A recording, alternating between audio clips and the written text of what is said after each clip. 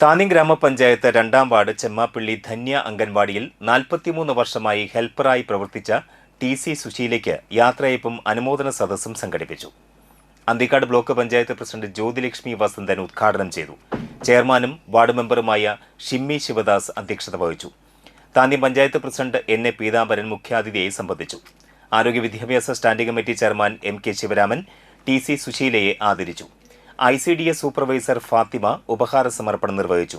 Anthikad block panchayat അംഗം Maya TB, 1-ാം ward member Santhosh VK, ALPS headmistress Bindu, CPM പ്രതിനിധി ഷിബു KS, CPI പ്രതിനിധി സുരേഷ് PS, INC പ്രതിനിധി രാമൻ നമ്പൂതിരി, BJP പ്രതിനിധി Ratheesh TG, anganwadi worker Shafeena, convener PK Sreeji, Omana എന്നിവർ സംസാരിച്ചു. തുടർന്ന് കലാപരിപാടികളും ഉണ്ടായിരുന്നു.